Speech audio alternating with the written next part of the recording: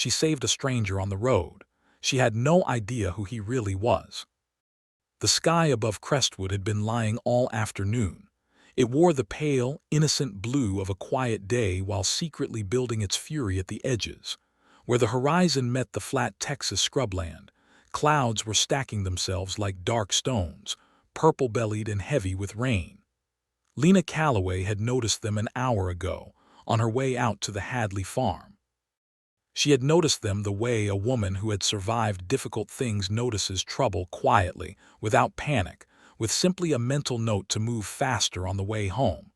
She was moving faster now.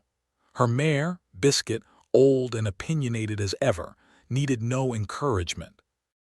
The animal could smell the weather turning and had adopted a brisk, no-nonsense trot that Lina appreciated deeply. They made an honest pair, the two of them, neither young, neither wealthy, both too proud to complain about it. Lina pulled her shawl tighter across her shoulders. The shawl was fine wool, deep green, the last beautiful thing she owned from the life before her father's debts had swallowed the Calloway name whole and left her with a teaching certificate, a small rented cottage, and the quiet, steely determination to need nothing she could not earn herself. She was 27. Some women her age in Crestwood were on their second child and their first gray hair. Lina had 31 students, a shelf of worn books she loved like family, and a dignity she guarded the way poorer people guard their last coin carefully and with both hands. She was thinking about young Thomas Hadley's arithmetic. The boy had a gift, buried under shyness and an absent father when Biscuit stopped. Not slowed, stopped, flat and final, ears forward, nostrils wide. Biscuit. Lina pressed her heel gently. The mare did not move. Then Lina saw it. 20 yards ahead, half off the road and half in the dry ditch that ran alongside it, a horse stood riderless and trembling. A big animal, a dark bay, 16 hands at least, with good trail muscle and an empty saddle sitting crooked on its back. One rein trailed in the dust. The other was tangled around something at the ditch's edge. Around someone. Lina was off Biscuit before she had fully made the decision to move. She tied her mare quickly to a scrub post and crossed the road in long strides, and then she was at the ditch's edge, looking down, and the breath went out of her. A man lay crumpled at the base of the ditch, one boot still caught in the stirrup. That was the reins tangle, she understood now. His body twisted at the awkward, boneless angle of someone who had been unconscious long enough to stop caring about comfort. He was large, broad through the shoulder, wearing plain trail clothes the color of dust and hard work. His hat lay several feet away. Blood had run from somewhere at his hairline and dried in a dark streak down the side of his face, painting him in a way that made Lina's stomach clench and her hands move faster. "Sir." She dropped to her knees beside him. "Sir, can you hear me?" Nothing. The bay horse shifted and trembled and the rein pulled slightly, and the man's trapped boot dragged an inch in the dirt. Lina moved to the stirrup first, a teacher's instinct, removed the immediate danger before addressing the wound and worked the boot free with both hands, her fingers efficient despite the trembling she could not entirely suppress. The boot came loose. She let out a breath. Then she pressed 2 fingers to his throat below the jaw the way her father's doctor had once shown her when she was 12 and curious and standing on her toes in a doorway. A pulse, slow but steady, honest work that heart. "All right," she said aloud to herself, to him, to the darkening sky. "All right." She did a quick survey with her eyes and hands. No bones visibly wrong in the limbs. The bleeding at his temple had slowed to nothing. The wound was ugly but not deep enough to be the thing that killed him. He had likely struck a rock when he fell. The bay must have spooked at something and thrown him before he had any chance to react. The first fat drop of rain hit Lina's cheek like a warning. She stood, looked both directions on the road, and saw the shape of a wagon coming from the east, old Pete Gruber. She recognized the mule. God bless predictable men with predictable roots. She stepped into the road and waved both arms without embarrassment, and Pete Gruber, to his eternal credit, slapped his reins and came faster. Between them, Pete muttering prayers in German, Lina directing with calm precision, they got the man onto the wagon bed. Lina climbed up beside him and pressed her folded shawl against his temple, and held it there as Pete turned the wagon toward Crestwood. The rain opened up entirely then, as though it had been waiting for them to be committed before it showed its true intentions. It came in cold, hard sheets, drumming against the wagon boards and soaking everything. The man didn't stir. Lina looked down at his face, the blood-streaked jaw, the strong architecture of his features even slack with unconsciousness, and felt something move behind her sternum that she firmly set aside for later consideration. She noticed a worn leather satchel strapped behind the bay's saddle. She had Pete tie the horse to the back of the wagon and did not touch the bag. Whatever it held was not hers to know. Not yet.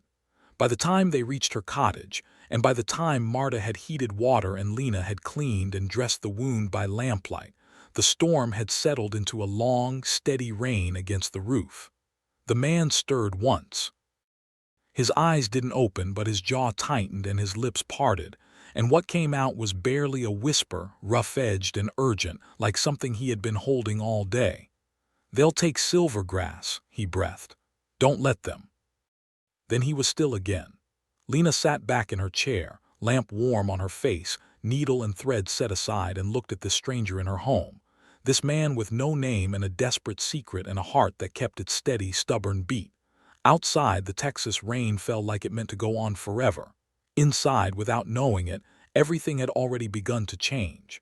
10 days is a strange length of time, long enough to learn a man's habits, short enough to pretend you haven't started to.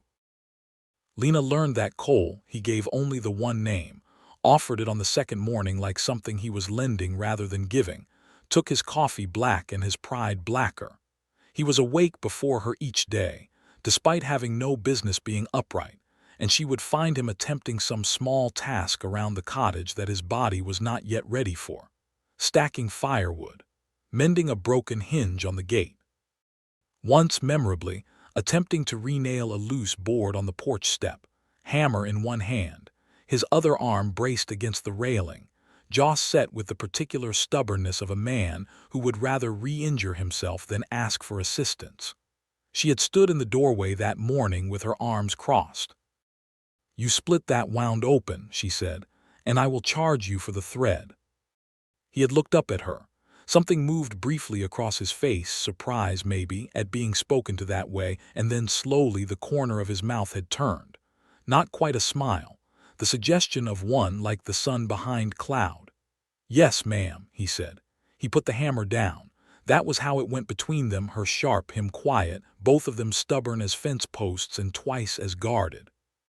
They talked in the evenings mostly, when the day's work was done and Marta had retired, and the porch held that particular gold light that made honesty slightly easier. He asked about her students. She was surprised he asked at all, and then surprised further by how genuinely he listened.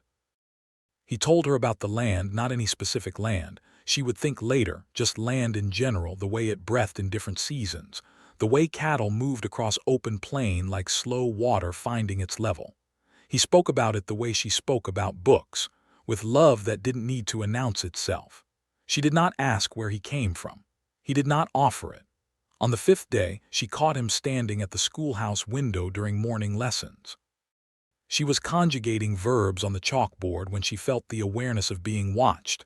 A teacher develops this sense early and never loses it, and turned to find him at the glass, arms folded, expression unreadable.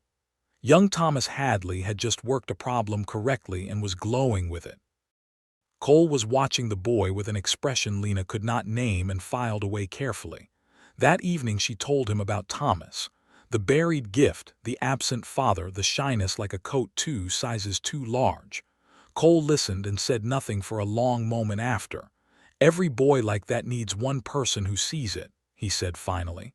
"One's enough, if it's the right one." She looked at him across the porch. He was looking at the dark horizon.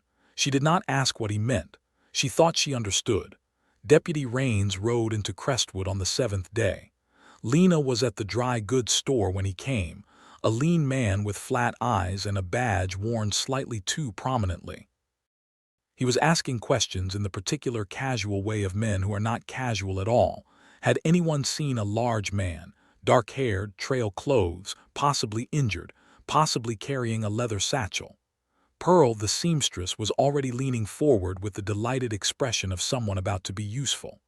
"I've seen no such person," Lina said clearly, without hesitation, without entirely knowing why. Pearl blinked. Rain studied Lina with those flat eyes for a moment that stretched 2 seconds longer than comfort allowed. "Much obliged, ma'am," he said, and moved on. Lina walked home at a normal pace. She did not run. She was a Callaway, and Callaways did not run in public. But her mind was moving fast and cold, assembling pieces she hadn't realized she'd been collecting. Cole was on the porch when she arrived. He had heard. She saw it in the way he stood still, weight forward, already calculating. "You didn't tell him," Cole said. "I told him the truth," Lina replied. "I don't know who you are." Something shifted in his expression. Something she hadn't seen before, not the almost smile, not the guarded quiet. Something rawer and less defended. He opened his mouth. She went inside. 3 days later, Voss's men came. She was at school. 2 of them, big and graceless, turned her small cottage sideways looking for something. Cole heard them from the yard, moved fast, got the satchel out the back window before they reached it. When they cornered him at the woodpile, there were words exchanged that were not words at all, and then there was a short and ugly violence that Cole finished decisively, though not without collecting a fresh gash along his left forearm that Lina dressed that evening with hands that were steadier than her temper. "Tell me," she said, thread and needle poised. "All of it, now." And so he did. Cole Merritt, Silvergrass Ranch, the largest cattle holding in the territory. A man who, by every visible measure, had everything, and who was, by every legal mechanism Judge Harlan Voss could corrupt, being systematically stripped of it. Forged debt papers, false liens. A judge who owned the law the way other men owned horses. The document in the satchel was proof, obtained at serious personal risk, that Voss had forged the original land transfer documents a decade prior. Lina sat with it. Then she set down her needle and looked at him. "You let me believe you were a ranch hand." "I let you treat me like a man," he said quietly. "I didn't know how long that would last if you knew." It was the most honest thing he had said in 10 days, and it landed precisely because of that. She felt it and stood and pointed at the door. "Get out," she said. He went. She sat alone for 1 long hour. Then Pearl knocked, brimming with something she clearly considered a gift. "Did you know," Pearl said, arranging herself importantly, "that Cole Merritt's mother was a schoolteacher? And that the Crestwood schoolhouse, your schoolhouse, Lina, has been funded anonymously every year for 11 years. Lina was very still. "He never told anyone," Pearl continued. "But I know people who know the bank man and—" "Thank you, Pearl," Lina said softly. She closed the door.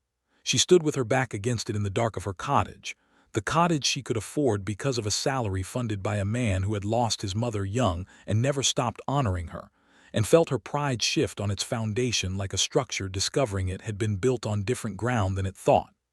Outside, somewhere on the dark road, Cole Merritt was riding away from the only safe place he had.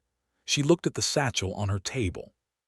She made her decision. She rode out before sunrise. Not because she was impulsive. Lina Callaway had never been impulsive a day in her life, but because she had spent the dark hours thinking it through from every angle, the way she worked a difficult problem on the chalkboard, turning it, testing it, and had arrived at the same answer every time. The satchel sat across her lap, strapped secure. Biscuit moved beneath her with the quiet confidence of an animal who trusted her rider's judgment even when it was inconvenient. The road was silver and empty in the pre-dawn. Crestwood slept behind her. She found Cole at the ridge camp, exactly where instinct told her he would be. A man like that, cautious and principled, would not go far without his evidence. He was saddling the bay when she came through the tree line, and he turned at Biscuit's hoofbeats with one hand moving briefly toward his hip before he registered who it was. He went very still. "You left this," Lina said, and held up the satchel. He looked at her for a long moment. The sky behind her was beginning its first gray suggestion of morning, and the ridge wind moved through the scrub cedar around them with a low, steady sound like the world breathing. "Lina," he started. "You also left," she said, "before I could tell you that I understand why you did what you did. Not approve. Understand. Those are different things, and I expect you are intelligent enough to know the difference." She dismounted in one clean motion and walked the satchel to him directly. "Now, how far is the territorial courthouse?" He blinked. 2 days' ride. "Then we are burning daylight standing here. I'm not taking you into this." "No," she agreed pleasantly. "I am taking myself. You are simply going the same direction." He stared at her. She held his gaze without difficulty. She had held the gaze of 31 children who did not want to do arithmetic, and not one of them had broken her first. Cole Merritt, richest man in the territory, looked away before she did. "Ride fast," he said, "and stay close. 2 days across open frontier with a person will do what 10 days in a cottage cannot. There are no careful evening performances on the trail. There is only the land and the weather and the hours, and who a person actually is fills the space honestly, because there is no energy left for anything else." Lina saw Cole navigate a washed-out canyon crossing with a calm authority that was not arrogance but pure competence, and felt something she recognized as respect settle permanently into place. He saw her on the second morning sit with a lame rabbit she found at the trailside for 20 minutes, not weeping over it, not making theater of it, simply sitting with it quietly until it passed, and he did not say a word about it then. He only rode a little closer afterward. By the time the territorial town of Aldenmere rose from the plain ahead of them, the walls between them were not down. They were simply unnecessary. Neither of them commented on this. Some understandings are too real for words to improve. Voss was already there. They saw his horses outside the courthouse before they were halfway down the main street, and Cole's jaw set in a way Lina had learned to read. He had a warrant. Deputy Raines riding beside him made that clear, and the courthouse steps held 4 armed men arranged with the casual precision of a planned welcome. A smaller woman might have slowed. Lina pressed her heel to Biscuit's flank. The territorial courthouse was a wide adobe building with a single large room, and a judge's bench of dark pine at its head. Judge Aldous Crane, territorial, appointed and critically not in Voss's pocket, was a small man with large eyebrows and the permanently exhausted expression of someone who had been arbitrating the worst of human nature for 30 years. Voss presented his warrant with flourish. Cole Merritt, he argued, had stolen private legal documents, assaulted 2 men, and evaded lawful inquiry. His voice carried the easy confidence of a man accustomed to rooms agreeing with him. Judge Crane turned his large eyebrows toward Cole. Cole opened his mouth. "Your Honor." It was Lina's voice, clear, unhurried, carrying to every corner of the room the way a teacher's voice learns to carry. She stepped forward, and she was aware of Voss turning and of the room shifting its attention, and she let none of it alter her bearing by a single degree. She was a Calloway. Her family had stood in courtrooms before, and the fact that they had ultimately lost did not mean they had not stood correctly.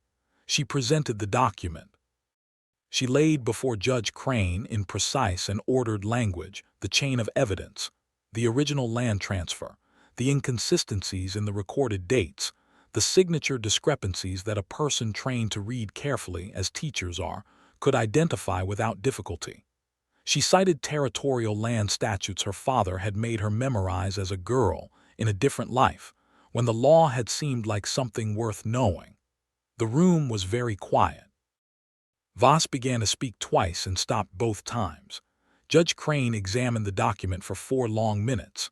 Then he set it down and looked at Voss over the rims of his spectacles, and the large eyebrows communicated everything before the words did.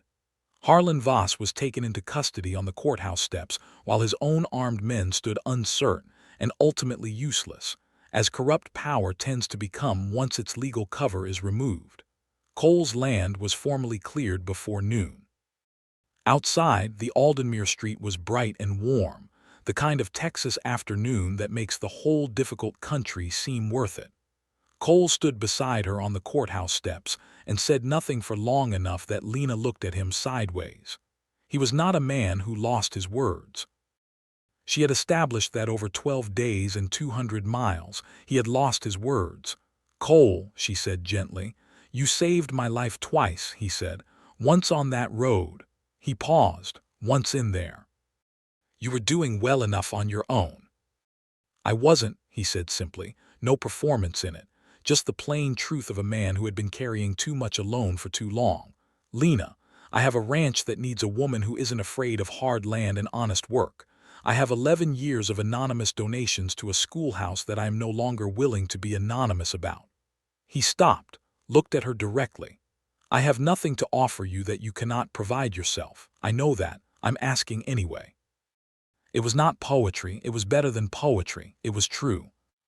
Lina looked at this man, battered, sincere, standing in dusty trail clothes outside a territorial courthouse, having just watched her argue down the most powerful villain in the county, and felt the last careful architecture of her resistance simply complete its purpose and retire. "I keep teaching," she said. "I'd expect nothing less," he said. "Then yes," said Lina Calloway. "Yes." Silvergrass Ranch was everything the name suggested: rolling grass that caught the late sun and held it, wide sky, the smell of good earth and living things. Lina rode through the front gate beside Cole in the golden last hour of afternoon, and she was looking at the land, at the cattle in the far field, at the long white ranch house with its wide porch. And then she was looking at something else. Mounted above the gate, small, unassuming, easy to miss if you were not the kind of person who noticed small things, a bronze plaque, "In memory of Clara Merritt, schoolteacher, the best of us." Lina read it once. Then she was still for a moment, the way she had been still beside that trailside rabbit, not making theater of it, simply being present with something real. She understood everything now. The anonymous funding. The way he had watched Thomas Hadley through the schoolhouse glass. What he had meant when he said one's enough, if it's the right one. She reached across the space between their horses and took his hand. He closed his fingers around hers without looking over, as though he had been waiting for exactly that and did not want to startle it away by acknowledging it too directly. They rode through the gate together. Below the ranch in the valley, a schoolhouse sat quiet in the evening. By morning it would have a teacher again. By autumn it would have new books purchased openly, no longer anonymously. By the following spring, young Thomas Hadley would win the territorial arithmetic prize, and Lina would stand in the back of the room with her arms folded and her chin lifted, and Cole would stand beside her, and neither of them would try to contain their pride. But that was all still ahead. For now there was only the porch and the golden hour, and the sound of the land breathing around them, and the long, honest road that had led through mud and storm and courthouse and plaque and everything here. Exactly here.